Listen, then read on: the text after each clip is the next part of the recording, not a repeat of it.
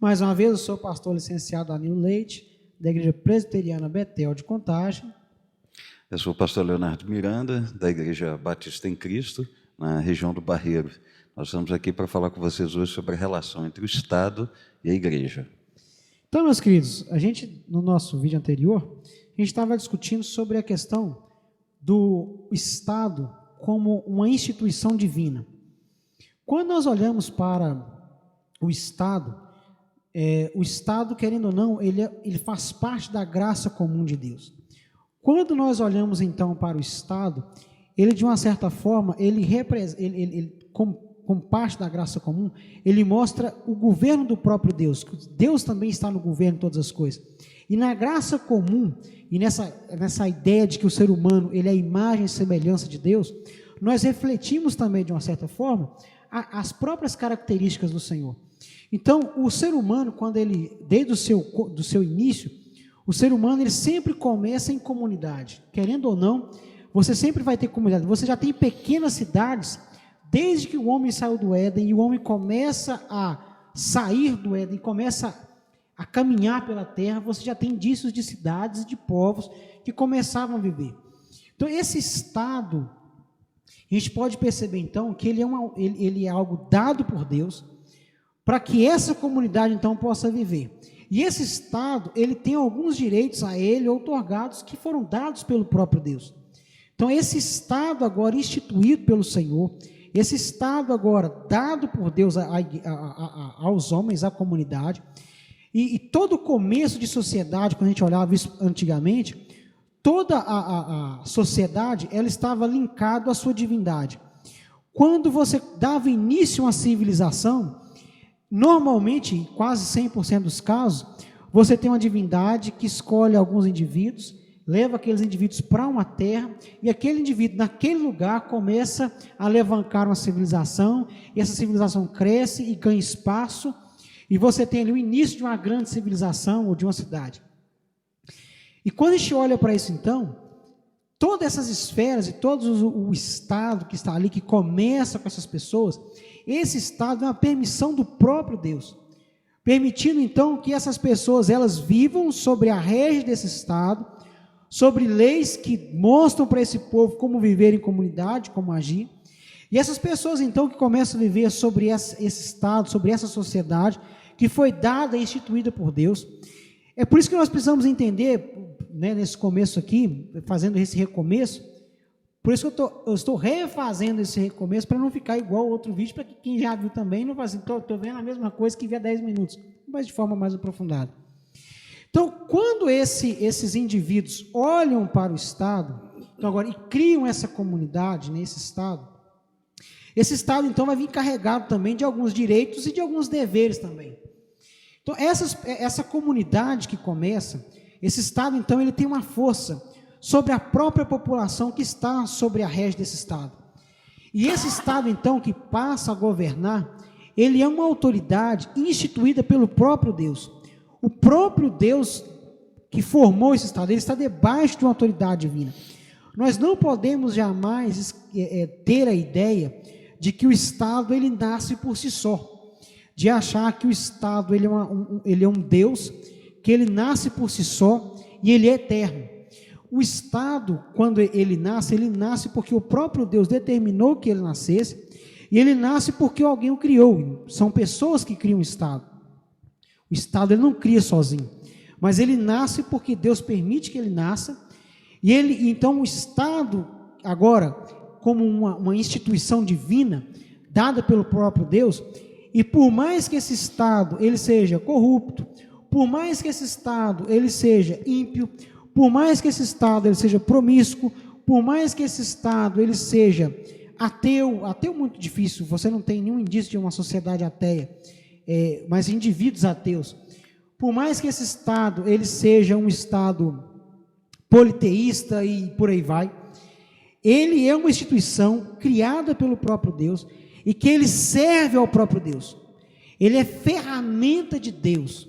Nós nunca podemos fugir da nossa ideia, a ideia de que o Estado é uma ferramenta de Deus, para que você tenha uma comunidade, e essa comunidade, então, ela é refreada de algum modo, ele tem um mal refreado, ele tem a sua maldade refreada por esse Estado que o Senhor permitiu que acontecesse.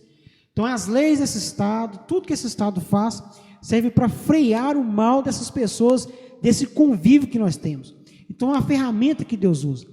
E quando esse Estado então começa a usar das suas leis, ele começa a criar leis próprias, as próprias leis que esse Estado cria, de uma certa forma também refletem as leis do próprio Deus. O decálogo de Deus, ele pode ser visto em todas as comunidades existentes no mundo. Quando nós olhamos para todas as sociedades, por mais distantes que elas estejam de Deus, quando você vai olhar para o princípio da lei daquele Estado, ele está muito parecido com o decálogo divino. Então, quando nós olhamos para isso, nós podemos ver a graça comum do Senhor e a lei de Deus que está gravada no coração do homem, de forma que mesmo que o homem nunca tenha tido acesso às Escrituras, mas ele tem uma lei moral interna que reflete a lei de Deus. Então esse Estado, meu querido, que ele reflete a lei de Deus, e ele usa dessa lei para frear essa comunidade, nós precisamos entender que ele é uma ferramenta de Deus. E ele vai usar então das suas leis para punir o homem mau, mesmo que seja com o que for, ele vai usar da sua força para poder frear o mal, e ele vai punir o mal com cadeia, ele vai punir o mal com espada, mas ele vai punir o mal, porque a ideia do Estado é de refrear o mal que acontece naquela comunidade, para que haja um mínimo de paz. E cabe a nós então, como igreja, ao olharmos para esse Estado criado, e agora a gente vai mergulhar para o Brasil, e vermos como comunidade, como um Estado, e nós vamos observar então, que por mais corrupto que seja o nosso Estado, aí nós vamos falar de governadores, nós vamos falar de vereadores, vamos falar de prefeitos, nós vamos falar de STF, nós vamos falar de todo movimento que nós temos político no Brasil, toda autoridade existente no nosso país, todas elas foram autoridades instituídas por Deus. Todo o Estado e toda a forma com que o nosso Estado foi colocado, ele é totalmente dado por Deus, instituído por Deus, para o cumprimento da sua vontade e para o cumprimento dos seus decretos. Então nós nunca podemos olhar para o Estado e pensar que o Estado tem vida própria. O Estado não tem vida própria, ele está debaixo da autoridade divina. O próprio Senhor está no controle de todas as coisas. Então nós devemos olhar para o Estado e ver esse Estado como uma autoridade divina, e nós como igreja, ao olharmos para o Estado e percebermos que esse Estado, ele é uma autoridade dada por Deus, e ele foi organizado pelo próprio Deus, cabe-nos como povo do Senhor, olhar para o Estado e servir esse Estado com obediência. Mesmo que esse Estado, ele cobra taxas de impostos absurdas, cabe a nós como igreja, cumprimos a nossa obrigação como cidadãos, e olhar para aquele Estado e pagar o tributo. Não nos cabe silenciar quanto ao pecado do Estado. A gente vai entrar nisso daqui a pouco. Mas cabe-nos a lei da obediência ao Estado. Olhar para o Estado e ver que ele é algo dado por Deus. As autoridades que compõem o Estado são dadas pelo Senhor. E eu, como cidadão e como cristão, devo obediência. Eu sou o primeiro dentro da minha comunidade a mostrar obediência ao Estado, a mostrar obediência aos meus governantes, às autoridades ali exercidas. Então nós devemos olhar para tudo isso e entender que o Estado foi dado por Deus, e a própria população também, ela é uma ferramenta dada pelo Senhor também, para frear o próprio Estado.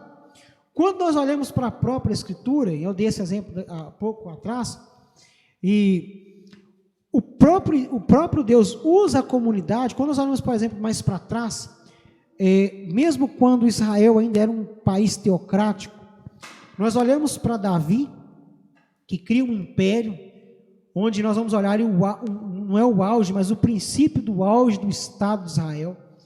Aí nós vamos ver Salomão, que vai tomar o poder. Salomão, então, vai representar o auge, o ápice da sociedade israelita. Tudo que a sociedade de Israel poderia conquistar no seu mais auge e pleno estado foi em Salomão, onde nós tínhamos um templo magnífico, um templo esplendoroso. Nós temos a cidade de Israel, a cidade de Jerusalém, como espelho para todos os países em volta. No entanto, que reis vinham de todos os lugares para ver como que era magnífica a cidade de Jerusalém e como que Salomão governava isso com tanta sabedoria. Nós vemos então esse Estado de Israel de uma forma magnífica, mas o tributo para poder manter todo esse status de Israel, o tributo ele era extremamente pesado. E quando Roboão então ele vai tomar o poder, a população mais do que depressa olha para Roboão e fala assim: olha, não aguentamos mais o jugo de ferro dado por seu pai. Alivia a carga, nós não damos conta mais. Roboão então vai buscar o conselho dos mais velhos e eles vão dizer: olha, Roboão, ceda, deixe de cobrar os impostos que estão ali, ceda um pouco. E Roboão então não escuta os mais velhos e vai dar conselho aos mais jovens, que era: olha, mostra o seu poder, Roboão, mostra que você é um rei forte. Se o seu pai era forte e a mão dele era de ferro, a sua vai pesar 2 vezes mais, 3 vezes mais do que a do seu pai. Mostra a sua autoridade. E quando Roboão então vai mostrar a sua força, ou vai dar a entender da sua força, a própria população se revolta contra Roboão e o reino de Israel é dividido. E nós vamos observar então que 10 tribos de Israel vão contra a família de Jerusalém, contra a família davídica, e Deus preserva então 2 tribos para poder continuar a ser descendência, seguir a descendência, a linhagem de Davi, do trono davídico. E nós temos então Israel dividido. Então, meus queridos, quando nós olhamos então para a população, a própria população ela serve de freio para poder frear também aquilo que o Estado faz. Então são um meio de graça comum. Quando nós olhamos para o Estado ele freia a maldade da população, ele freia a maldade das pessoas. Deus vai usar também a própria população para frear os exageros do Estado. O Estado é freado por isso tudo. Agora, nós como igreja do Senhor, isso deve ficar muito bem claro, e aí nós vamos então entrar no Novo Testamento. Nós olhamos então a via que Paulo e que Pedro vai nos mostrar, é sempre a via da obediência. Porque nós precisamos entender que o Estado, por mais corrupto que seja, por mais exagerado que ele seja, da mesma forma que o Estado romano era quando Paulo e Pedro estavam lá, o Estado romano era completamente corrupto, era completamente abusivo, o imperador se via como Deus e exigia a adoração, ele tomava conta 100% do que a população vivia ou não, mas ele era uma autoridade dada por Deus. E Pedro vai olhar para esses irmãos e diz: olha, obedeçam, porque toda autoridade que nós vemos aqui, elas foram dadas por Deus. Toda autoridade que vai existir foram autoridades dadas pelo próprio Senhor, foram autoridades dadas por Deus. Por isso que o princípio do cristianismo é sempre a via da obediência. Agora, uma coisa que deve ficar muito clara é que o Estado, ele terá que dar contas a Deus, os governantes terão que dar conta a Deus e prestar contas ao Senhor no dia do julgamento de Deus, porque quando o Estado ele é opressor, quando o Estado ele é castigador, o Estado ele tem que e dará contas a Deus. Quando nós falamos então, por exemplo, essa questão da própria comunidade, ela frear esse mal, e esse Estado então como autoridade dada por Deus, ele tem essa ideia freada, a própria igreja também, ela deve ser freada pelo mal, pelos próprios membros dessa igreja, que também denunciam o pecado da igreja. No entanto, que quando nós olhamos para Apocalipse, a própria igreja se alia ao Estado e se torna uma prostituta também. Ela prostitui o próprio evangelho, ela prostitui a própria graça em nome de um poder. Então nós não podemos perder isso de vista, não podemos perder isso jamais em conta. Então, primeiro ponto para a gente poder entender aqui, espero que eu tenha conseguido passar com tanta clareza como eu fiz na primeira parte, É que acaba que você perde todo o fio da meada, mas é entender que o Estado ele é uma autoridade, o Estado ele não é uma autoridade, mas o Estado ele é uma instituição dada por Deus, ela é dada pelo próprio Deus, e o próprio Deus está no controle de todas as coisas, de forma que tudo que acontece no Estado é permissão de Deus, e nós não podemos perder isso de vista jamais. Por isso que a nossa via é a via da obediência e a via da oração. Quando nós queremos interceder pelo Estado, ou queremos que Deus olhe pelas nossas aflições, é orar em favor do Estado, e o Senhor levantará e usará de meios de graça para poder livrar a população, para livrar o mal e para livrar a própria igreja também. Bom, quando o pastor comenta sobre o vídeo anterior, para você que está chegando agora, você que está nos assistindo, é porque hoje nós demos início à nossa live, um pouquinho já atrasados, mas demos início, e no meio da live tivemos alguns problemas técnicos aqui, então a gente teve que começar de novo. Mas, enfim, né, retomando aqui a linha de raciocínio do pastor, é bom que a gente tenha algumas noções assim conceituais a respeito de Estado, a respeito de governo, a respeito da questão da população, porque quando a gente tem essas noções, tanto do ponto de vista sociológico quanto do ponto de vista teológico, fica mais fácil a gente entender por que o Estado, então, ele é essa esfera própria, dada pelo próprio Deus, e, ao mesmo tempo, a gente consegue distinguir em que momento que o Estado está sendo a mão de Deus, porque senão fica aquela coisa assim, então, se o Estado é corrupto e mesmo assim é dado por Deus, como é que fica essa situação? É Deus que é mau ou é o Estado que é mal feito?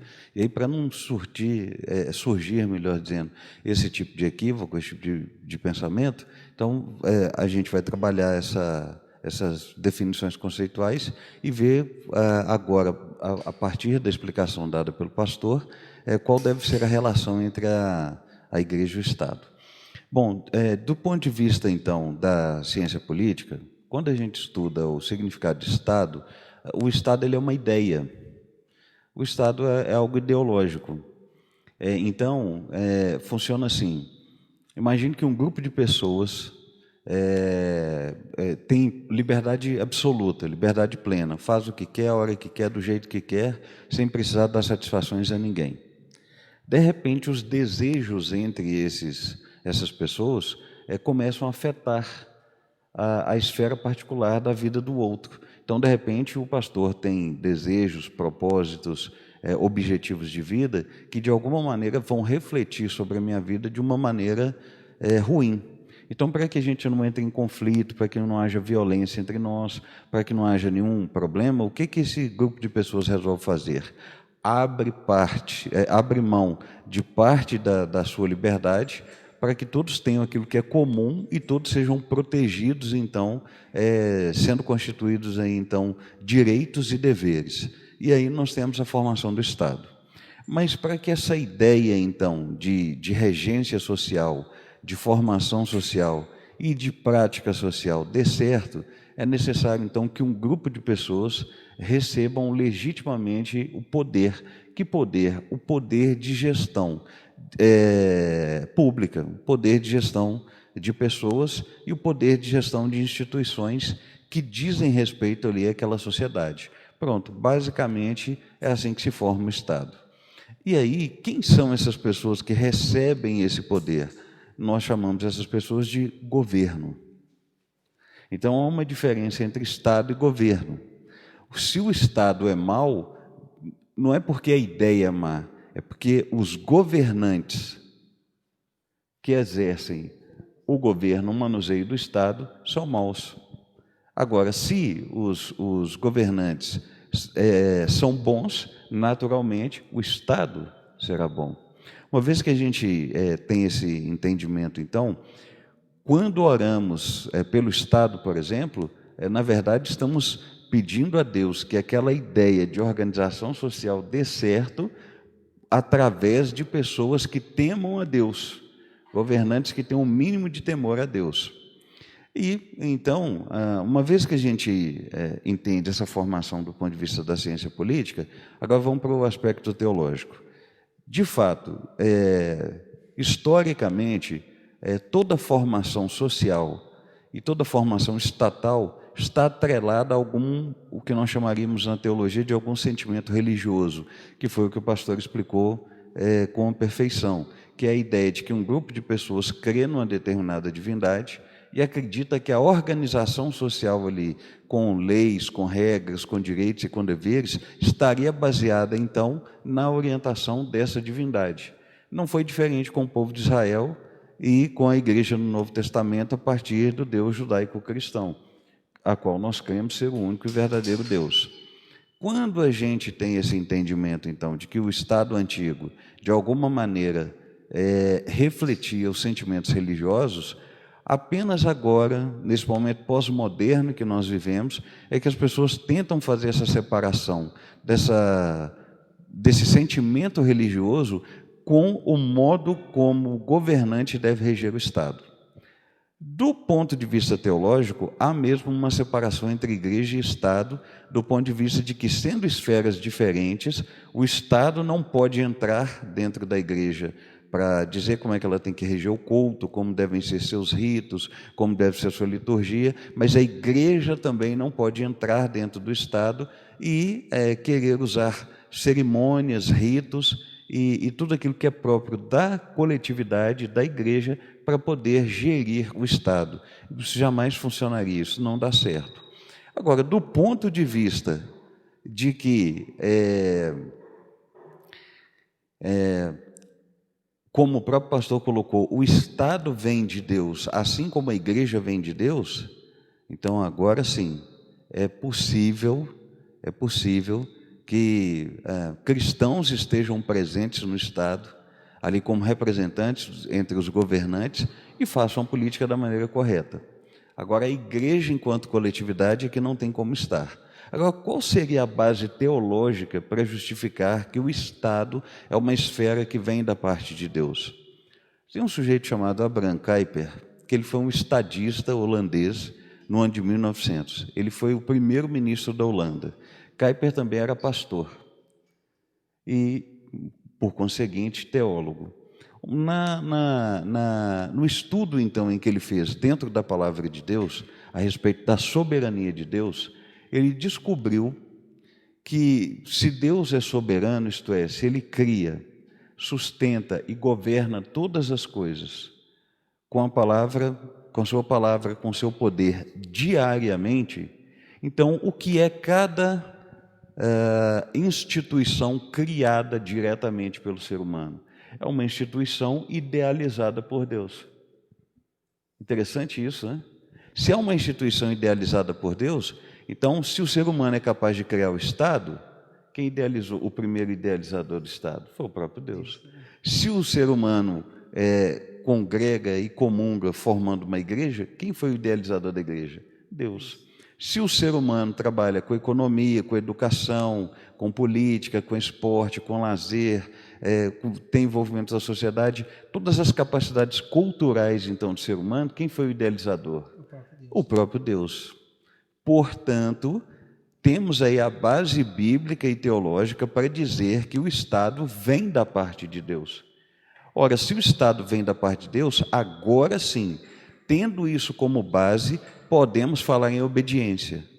Tendo isso como base, podemos falar que o papel do cristão individualmente e da igreja coletivamente nada mais é do que se submeter ao Estado. Mas note, do ponto de vista da cultura, nós estamos acostumados com uma espécie de noção de hierarquia. E aí muitos cristãos acreditam que de todas as esferas, a que tem mais autoridade é o Estado, a segunda que teria mais autoridade seria, por exemplo, a esfera do trabalho, e finalmente a família, e por último o indivíduo. Não.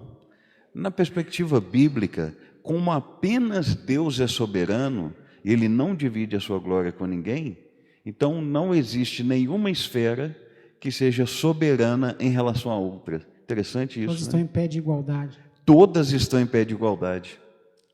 Todas estão em pé de igualdade. Então é como se fosse assim, se o pastor Danilo é convidado para ele participar, por exemplo, de uma votação no Congresso Nacional, lá ele vai se submeter à autoridade dos deputados e dos senadores. Mas se tiver num domingo à noite os deputados e senadores vierem assistir o culto, eles não têm nenhuma autoridade civil sobre o pastor aqui dentro. Pelo contrário, ele é que é a autoridade máxima, porque ele está em outra esfera, que é a esfera eclesiástica, a esfera da igreja. Então, eles, como senadores e deputados, têm, como todo cidadão comum, normal, que se submeter aos critérios e às regras da liturgia, como seus horários, o tipo de cerimônia e até mesmo o tipo de mensagem que é pregada. E a gente discutiu isso muito no seminário, e até, por exemplo, o próprio governante, a autoridade máxima, quando ele entra na casa de um indivíduo, as regras estabelecidas dentro daquela casa, ela é do indivíduo. Do indivíduo, do dono da casa. Se o dono da casa. Se vê um governador, seja... Quando ele entra dentro da casa do indivíduo, ele tem que respeitar a propriedade que é do... Aquilo é uma esfera privada, do indivíduo. A esfera do indivíduo. E, por exemplo, e principalmente quando a gente vai falar de casa, o maior problema da igreja, o maior problema da sociedade, a gente até estava falando... Porque, às vezes, a gente vai falar aqui, o pastor Léo também falou algumas coisas, talvez para você que chegou agora... mas eu vi o pastor Danilo falando no começo, ele não falou isso que o pastor Léo falou, mas é porque o nosso vídeo foi cortado no meio. Então teve algumas falas nossas aqui atrás que acaba que não está nesse vídeo, mas está no anterior.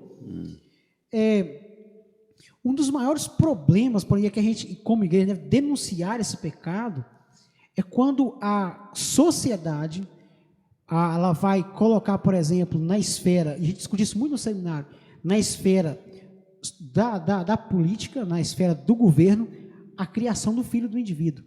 Porque a criação do filho, que faz parte da esfera familiar, eu tiro essa esfera, eu tiro a educação do meu filho e transporto a educação do meu filho para o Estado.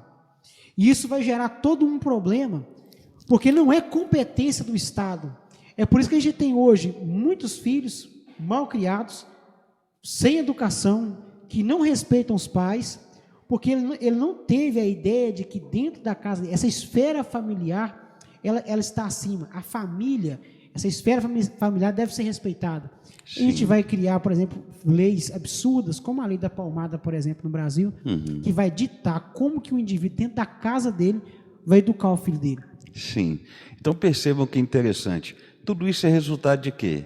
É resultado da ideia de um Estado totalitário. Porém, o que a Bíblia vai nos ensinar? Na primeira carta de Pedro, no capítulo 2, a partir do verso 13, vai dizer assim: sujeitai-vos, pois, a toda ordenação humana por amor do Senhor, quer ao rei como superior, quer aos governantes como por ele enviados para castigo dos malfeitores e para louvor dos que fazem o bem, porque assim é a vontade de Deus, que fazendo o bem, tapeis a boca à ignorância de homens loucos. Perceba, o texto é muito claro. Nessa relação entre igreja e Estado, o nosso papel como igreja, coletivamente, até individualmente enquanto cristãos, é a obediência. Mas é uma obediência cega? É uma obediência irrestrita? Não. Aqui está dizendo claramente que o papel do Estado é o castigo dos malfeitores e o louvor dos que fazem o bem. Então, o Estado só tem uma função, uma responsabilidade: a manutenção da segurança pública. Então, se ele só tem a manutenção da segurança pública como responsabilidade, a saúde, a educação, a economia e todos os demais setores não deveriam ser regidos pelo Estado. Interessante isso, né? Eles devem ser regidos pelas demais instituições e, claro, o Estado fica com aquele papel de fiscalizar contra uma possível corrupção. Agora, já que o próprio Estado é corrupto, por que o Estado é corrupto? Por causa da ganância e da sede de poder do ser humano caído que nós elegemos para estar lá. Eu não estou com isso fazendo uma defesa de que nós tenhamos apenas governantes cristãos. Não é isso. Mas nós precisamos ter governantes que governem a favor de cristãos e não cristãos, com justiça. Para o bem comum da comunidade. Para o bem comum. E aquilo que é bem comum, volto a dizer, não é saúde, não é educação, não é economia, não é lazer, não é família, não é o Estado dizer desarmar o indivíduo, não é o Estado dizer como é que você tem que educar o seu filho com cartilhas. Não. O papel do Estado compete a ele única e exclusivamente, como o próprio texto vai deixar claro, o castigo dos malfeitores, no verso 14, e o louvor dos que fazem o bem. Então, qual deve ser o papel da igreja, fundamentalmente? Primeiro, papel de obediência, mas é uma obediência irrestrita? Não. Todas as vezes que um governante, em nome do Estado, exigir algo contrário à palavra de Deus, eu e você temos a autorização diante de Deus de não obedecer o Estado. Exemplo, convenhamos que o Estado diga que nós não poderemos mais pregar o Evangelho. Agora, mais do que nunca, a gente tem que pregar. E a gente não só tem que pregar, bem como precisa ser essa voz profética de Cristo denunciando o pecado do Estado de querer se intrometer numa esfera que não é a dele, que é a esfera eclesiástica, que é a esfera religiosa. E se ele não ouvir, ele dará cabo a Deus por não ouvir o evangelho, que ele vai dar, e ele vai dar. Exatamente, exatamente. Ainda que isso custe a vida da igreja, ainda que isso custe a vida de muitos cristãos, sabedores de que a igreja não terminará, porque ela é composta dos eleitos de Deus e de todos aqueles em todas as gerações, em todos os lugares, que tiverem que ser redimidos. Então, ainda que isso de alguma maneira, tristemente, custe a nossa vida, mas ainda assim é a nossa responsabilidade pregar. Então, nessa relação entre igreja e Estado, para que algo não fique conflituoso, nós precisamos entender o seguinte: não cabe à igreja coletivamente tentar se manifestar para derrubar o Estado, porque o Estado vem da parte de Deus e nesse ponto o próprio Deus não vai deixar que o Estado seja derrubado. Por outro lado, não cabe ao Estado entrar na esfera religiosa e querer ditar as regras.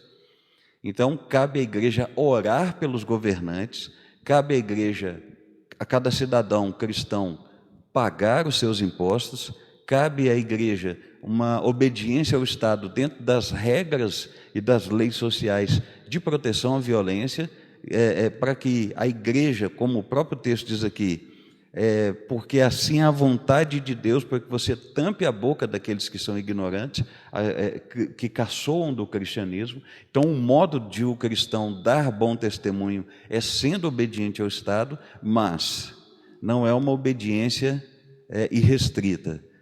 Caso sejamos proibidos de pregar o Evangelho, caso sejamos proibidos de viver os princípios do reino de Deus, temos a plena autorização da parte de Deus de desobedecer o Estado. E tem muito cristão que vai abordar para essa ideia levando ao extremo, se o Estado ele está indo para uma esfera que não é dele, então eu não devo lhe obediência. Aí, só para a gente complementar, porque você vai ter, por exemplo, alguns cristãos libertários que vão pregar fortemente que se o Estado ele não tem o direito de cobrar uma taxa de imposto X, eu, como um libertário, não irei pagar. Se o Estado, por exemplo, ele não tem o direito de interferir na aposentadoria do indivíduo, porque isso é algo do indivíduo de preparar a própria aposentadoria, então, se tem uma lei que diz que eu tenho que pagar, eu não vou pagar, eu irei desobedecer essa lei, porque o Estado está entrando nisso. Então, o cristão ele começa a agir de forma libertária. O Estado me cobra um imposto indevido no final do ano, eu não vou pagar, eu vou sonegar. Então, assim, isso tem que tomar muito cuidado, porque essa ideia libertária, ela parece muito positiva. E o próprio Paulo e o próprio Pedro vivenciou esses libertários também no passado. Porque esses libertários olharam e falaram assim, olha, o Evangelho liberta, no Evangelho nós temos paz, no Evangelho nós temos libertação. Se eu tenho libertação em Cristo, por que eu volto a ser escravo do Estado? Por que eu tenho que pagar esses tributos pesados ao Estado? E as pessoas já questionavam isso para o próprio Jesus. Olha, para quem que eu devo pagar imposto? Para César ou para Deus? Porque a ideia era de que, quando eu pago tributo a César, eu pago tributo a Deus. A quem eu devo tributar? E o próprio Jesus diz, olha, dá a César o que é de César e dá a Deus o que é de Deus. Então, nós como igreja, nós devemos olhar, como o pastor Léo disse muito bem, não ter uma obediência cega, é sempre com ousadia pregar o evangelho, sermos voz profética, isso é muito importante, também aí vai uma outra distinção. Voz profética aqui não é eu sair com a mão levantada para o presidente, dizer para ele que eu sonhei na semana passada, que o presidente ia fazer acontecer isso com ele, e que a semana que vem vai entrar uma nuvem aqui no Brasil, que não é esse tipo de voz profética. Voz profética é aquele que olha para a Escritura e denuncia a injustiça e denuncia o pecado. Sim. Isso é uma voz profética. Então a igreja ela deve exercer a sua voz profética, sem medo. Quando eu olho, por exemplo, para o Estado e eu olho para o Sistema Único de Saúde, que é um total desrespeito ao ser humano, eu devo olhar para eles e dizer, isso que está acontecendo aqui é um erro. Vidas não devem ser tratadas desse jeito. Quando eu olho, por exemplo, para o Estado, querendo entrar, por exemplo, na esfera da educação, e ele vai dizer o que eu devo ou não ensinar para o meu filho, é uma obrigação da igreja olhar para o Estado e dizer, isso que você está fazendo é um erro. Não que eu vá usurpar o Estado, sair com bandeira e falar, eu quero reivindicar isso aqui de volta, não é assim. Mas é pela pregação do Evangelho, é pela denúncia do pecado e pela oração. E clamar para que o Senhor ouça a nossa causa e o próprio Deus julgue a nossa causa. Então, olhar para isso e denunciar. A igreja ela deve denunciar. Isso nunca deve ficar implícito para a igreja. Então, e até a gente estava discutindo na semana passada, um pouco antes de entrar na live, retrasada, né? Nós não tivemos a live, nós discutimos justamente sobre isso, né? Sobre essa ideia de que nós falamos quase que a mesma coisa, mas, né, a ideia é, a igreja, o Léo citou uma coisa muito interessante, nós somos militantes, e a igreja verdadeiramente, estava pensando muito sobre isso, a igreja ela é militante, mas como que ela milita? Ela milita acusando a injustiça e acusando o pecado. Ela milita com as armas do Espírito. Ela milita com as armas do Espírito, com a pregação do Evangelho, com a exposição da verdade, e mostrando que o Senhor irá julgar o que aquelas pessoas estão fazendo.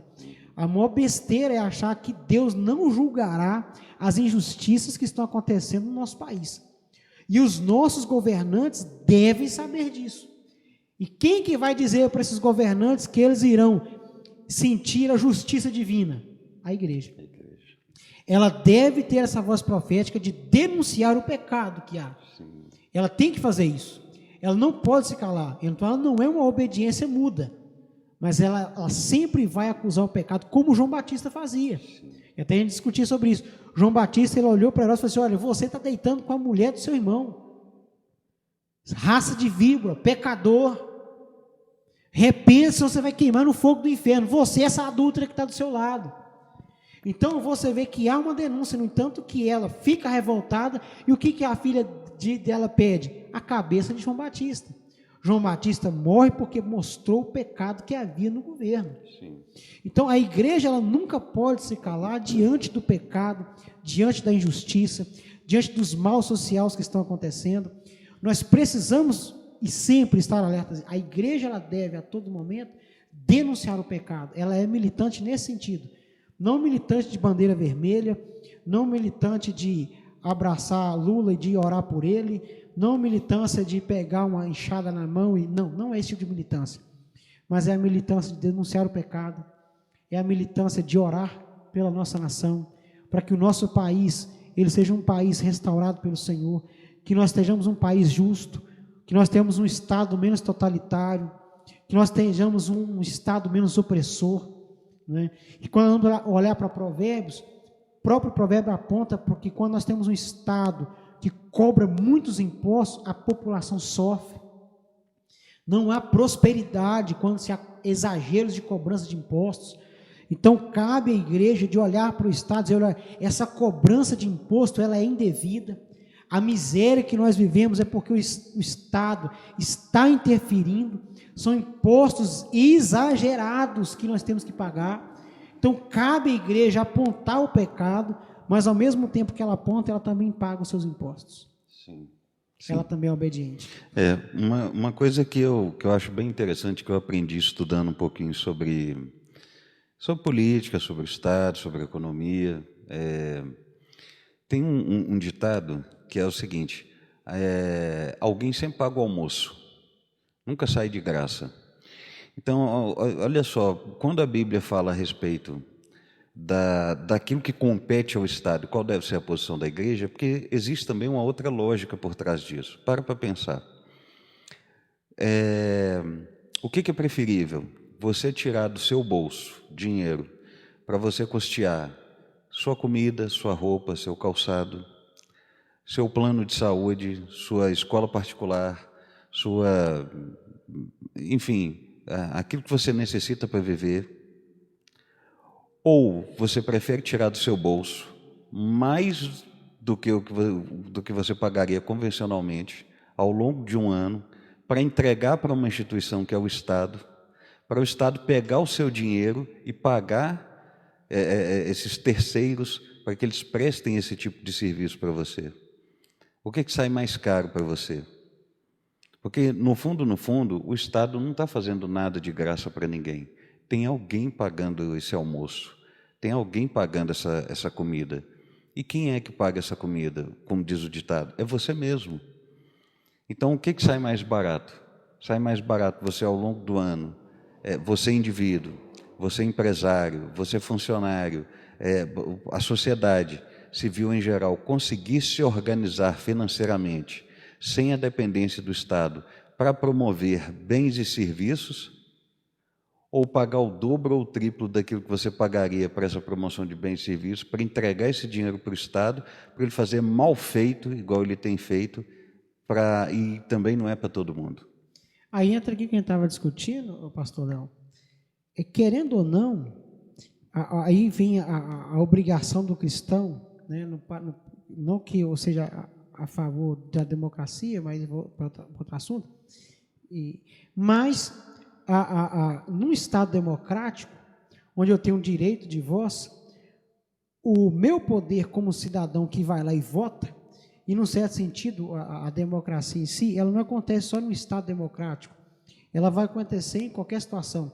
Quando nós olhamos, por exemplo, para a própria Escritura, quando nós tínhamos o período dos juízes, quando o povo vai virar para Samuel, pode falar que eu estou te ouvindo, pastor. Samuel, o que vai acontecer? Deus olha para a população e diz: olha, Samuel, eles não estão te rejeitando, eles estão rejeitando a mim mesmo.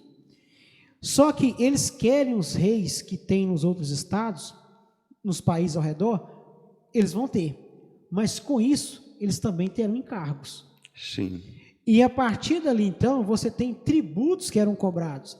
Querendo ou não, é a própria população também, é isso que você fala muito interessante, a própria população, não, mesmo sem democracia, aí no certo sentido sempre vai haver democracia, mas a própria população permite que aquilo aconteça. Sim. Da mesma maneira que a própria população queria que viesse um rei, ela queria pagar tributos para que ela tivesse um rei, ela queria pagar tributos para poder falar: nós temos um Estado, nós temos pessoas no governo que fazem isso e aquilo.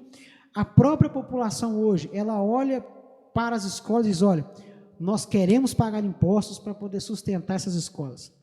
Nós queremos pagar impostos para que o Estado faça as rodovias.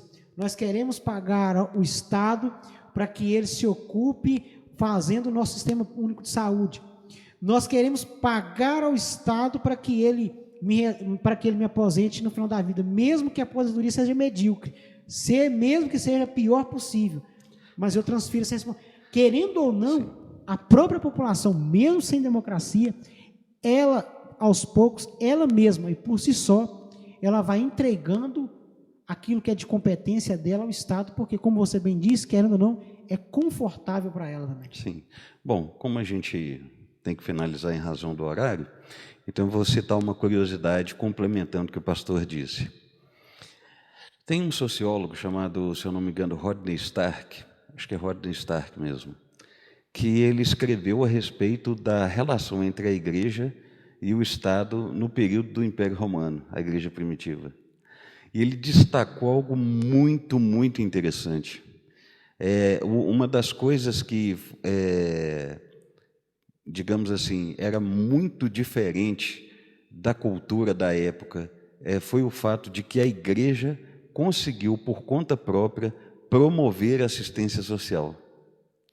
Ele levanta registros da época de pessoas se maravilhando de saber que a própria igreja levantava donativos, cuidava de suas viúvas, cuidava dos mais pobres. E quando fala cuidar dos mais pobres, não é dar uma esmola ou dar uma ajuda, era se organizar socialmente de maneira tal a retirar essas pessoas dessa condição de pobreza. E no caso das viúvas que não tinham direito a trabalho fora, criou-se uma espécie de sistema algo parecido com o INSS de hoje, que dava a essas viúvas a possibilidade de receber uma espécie de pensão, já que elas não podiam trabalhar. Então, quando a gente lê mais sobre a história da igreja e lê desse ponto de vista político, a gente percebe que o cristianismo no primeiro século se destacou não só por causa da pregação do evangelho, do ensino correto das escrituras e de ir contra o Estado quando o imperador se achava Deus, mas a igreja também fez uma coisa que os cidadãos da época esperavam que Roma fizesse, porque todos estavam debaixo do poderio de Roma, que seria essa terceirização medíocre de ajuda do Estado. Então, o que a igreja fez? Ela não deixou de pagar os seus impostos, ela não deixou de ter o seu envolvimento com o Estado, mas na medida em que ela entendeu que tinha em Cristo a liberdade de mudar a sua realidade social, ela mudou sem precisar nem da intervenção e nem da autorização do Estado. Isso é muito profundo, é muito interessante.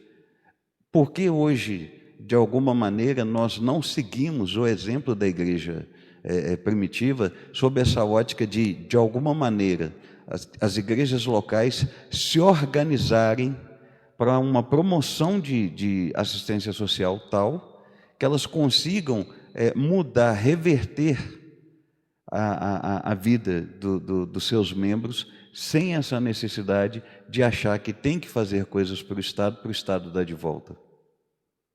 Seria interessante, né? Como igrejas, por exemplo, que tem, eu conheço algumas igrejas locais que elas têm mural, né, um quadro de aviso de, por exemplo, vaga de emprego. Elas têm trabalhos com educação infantil, ou com creches, ou com casas de recuperação, para poder tentar melhorar a vida das pessoas. E, teoricamente, as pessoas esperam que o Estado dê isso, mas, na verdade, o que essas igrejas locais estão fazendo é o cumprimento da palavra de Deus, a partir do Antigo Testamento e no Novo, de que os indivíduos deveriam, em Deus, cuidar dos mais necessitados. Uma coisa que foi tirada da igreja, quando você falava em igreja, você logo pensava em escola ao lado da igreja, porque a igreja sempre preocupou em trazer educação. Aí você vem a intervenção do Estado sobre a educação, de forma que ele começa a ditar as regras do que deve ser ensinado ou não, e ele então vai retirar da igreja o direito da igreja de trazer educação, que era uma outra esfera importantíssima da igreja, de levar a educação às pessoas. Sim, então vai uma última curiosidade. Nós hoje, o evangelho no Brasil, as igrejas evangélicas são divididas em 3 grandes grupos: o protestantismo histórico, o pentecostalismo clássico e o neopentecostalismo. As igrejas do protestantismo histórico são presbiteriana, luterana, batista, metodista e anglicana. No século XX, no início do século XX, ao lado dessas igrejas sempre existiu uma escola e um hospital. Eu me lembro que no meu período de faculdade nós estudávamos sobre os primeiros autores dos livros clássicos que eram estudados nas escolas, de língua portuguesa, de matemática, de física, de biologia, de química. Sabia que muitos deles eram pastores, eram os missionários que chegavam aqui, implementavam a denominação, iniciavam a igreja local, iniciavam a escola e eles mesmos davam aula e compunham os livros. Eu nunca vou me esquecer, o nome infelizmente eu já me esqueci, mas eu nunca vou me esquecer quando eu descobri que eu estudei na 5ª série, quando eu fiz 5ª série, com um livro de matemática, cujo matemático foi um pastor, aqui no Brasil, no início do século XX. Eu estudei em escola pública, e na escola pública era indicada uma lista de livros, e dentre os livros havia um matemático, já tinha morrido, evidentemente, que eu descobri depois, na época de faculdade de teologia, que ele tinha sido um dos missionários aqui. Poxa, gente, então vamos continuar nessa relação da igreja com o Estado, orando pelos nossos governantes, pedindo a Deus que os abençoe, fazendo a denúncia do pecado, mas vamos também crescer como indivíduos, como comunidade, conforme a palavra de Deus nos ensina. A gente tem tanta coisa para poder fazer, tanto pelo reino de Deus. Nosso objetivo não é derrubar o Estado, nosso objetivo é sermos instrumentos de Deus em prol do Estado, no sentido de que Deus abençoe o Estado através das nossas orações. E também pela pregação do nosso Evangelho, pela nosso dever de proclamar a justiça de Deus, e querendo ou não, essa pregação, essa denúncia do pecado, se ela for ouvida pelo Estado, o próprio Estado também vai ser beneficiado com a pregação do Evangelho, no sentido de se limpar cada vez mais também. Então vamos orar então, meus queridos, que a gente possa verdadeiramente entender o nosso lugar como cristãos, para que a gente possa aprender a se posicionar no mundo, ter uma cosmovisão verdadeira, uma cosmovisão cristã, uma cosmovisão bíblica, para a gente poder olhar para o mundo e sermos verdadeiramente luzes para esse mundo, para iluminar esse mundo com o poder do Evangelho, mostrar que nós somos cristãos e nós somos agentes de Deus para transformar esse mundo, mesmo que esse mundo, biblicamente falando, profeticamente falando pelo próprio Jesus, esse mundo jaz do maligno, esse mundo, a tendência dele é ir para o caos, até para que o próprio Jesus volte, mas é dever nosso como igreja proclamar o Evangelho, proclamar a justiça de Deus, e como está na própria oração dominical de Jesus, Pai nosso que estás no céu, seja feita a tua vontade, assim na terra como no céu. E a gente vai ter ali uma parte muito interessante de falar, venha a nós o teu reino, seja feita a tua vontade. E orar para que o reino de Deus seja estabelecido, e nós como igreja proclamarmos esse reino, proclamarmos a justiça de Deus. Então, para nós terminarmos aí, finalizar, eu gostaria de pedir ao Léo, pastor Léo, que orasse por nós, para que a gente tivesse essa consciência cristã madura na nossa. Ó Deus, em nome de nosso Senhor Jesus Cristo, nós, mais uma vez, estamos na Tua presença em oração. Primeiro eu quero te agradecer, porque se fizemos essa live, foi porque o Senhor permitiu. Se adquirimos esse conhecimento que nós transmitimos hoje, foi porque lemos e estudamos, foi porque o Senhor nos abriu as portas para que nós pudéssemos nos formar e ter esse entendimento, ter esse conhecimento. E o profundo desejo, ó Deus, do nosso coração é que o Senhor gere uma consciência naquele que estiver assistindo esse estudo bíblico, que o Senhor gere uma transformação de entendimento, como diz o termo grego, uma metanoia mesmo, uma mudança na visão de mundo, na cosmovisão dessa pessoa, ao ponto dela entender que o Senhor é soberano, que o Senhor manifesta toda a sua vontade a partir das esferas, e dentre as esferas está aí o Estado, está aí a igreja, e que apesar dessa separação do ponto de vista funcional, mas um complementa o outro no sentido de um funcionamento social. Então, que em nome de Cristo Jesus, meu Deus, o Senhor possa iluminar o entendimento dessa pessoa que está assistindo, levantando essa pessoa também como instrumento em prol do Teu reino, em nome de Cristo Jesus. Obrigado por mais essa oportunidade, e se o Senhor assim nos permitir, que o Senhor possa nos trazer na próxima semana para a próxima gravação, para a glória do Teu santo nome. Amém, Jesus. Fique com Deus, meu querido. Tchau, tchau. Deus abençoe.